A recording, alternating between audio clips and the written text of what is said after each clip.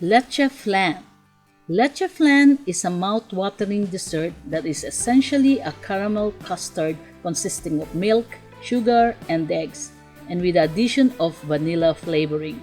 The origin was from Spain and France. It was brought over to the Philippines during the Spanish colonization. The ingredients are simple and the process is easy. Please watch until the end of this video and learn the 5 steps on how to make leche flan.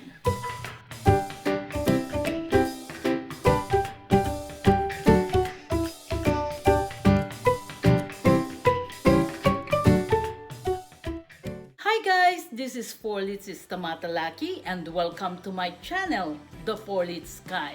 I make videos about cooking and things that I'm mostly passionate about. I am back and ready to prepare special dishes for a very special occasion. I will show you how to prepare specialty dishes. So if you like this kind of video, please subscribe to my channel and smash the like button. So let's get started! Step number 1. Prepare the ingredients and cooking tools. In each set of mixture, you will need 6 egg yolks, 1 can of condensed milk, a can of evaporated milk, 1 teaspoon pure vanilla extract, and 1/2 cup of sugar. For tools, you will need a metal container to mold the flan and this food mixer. Step number 2.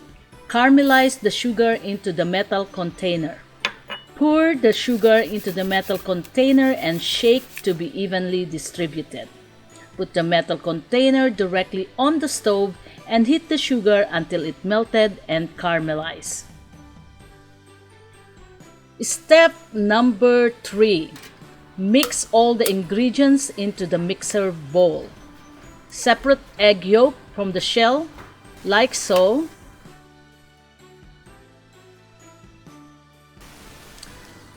Pour 1 teaspoon of pure vanilla extract.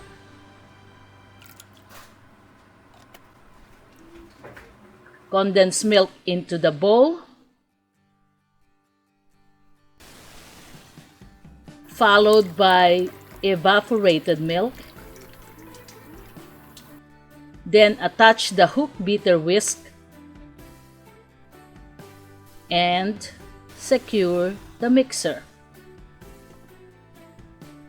Like so. Turn it on by setting the stir to a speed of 1 first, then to a speed of 2.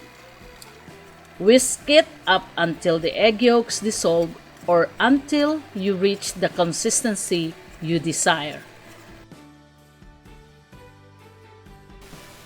Step 4. Steam the mixture.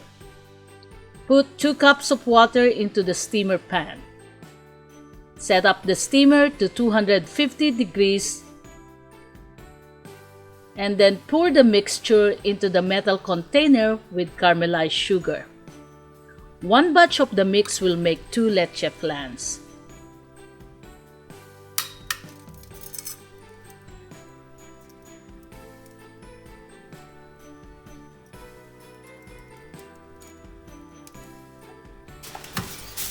Cover each container with aluminum foil and secure the edges.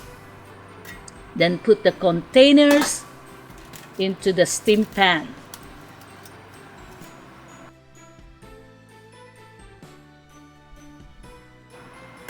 Cover the steam pan, then steam them for 20 minutes. Occasionally check and add water to the steamer if necessary. Okay, 30 minutes is up and I just turned off the steamer. So let's see what it looks like.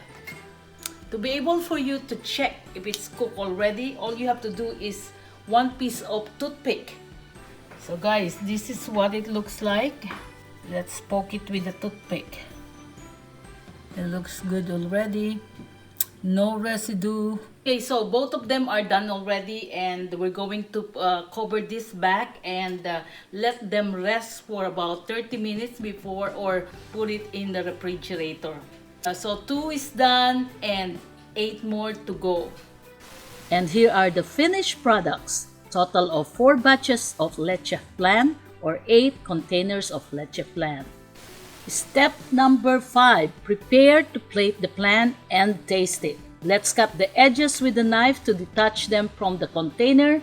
Put the plate on top of the container, then flip over and voila! Here's the mouth-watering leche flan to enjoy. Let's taste it!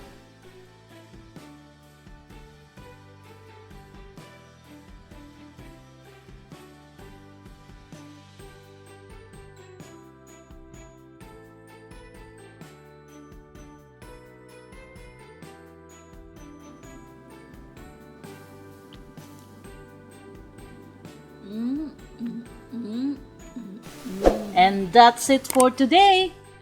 Merry Christmas and thanks for watching The 4-Lit Sky.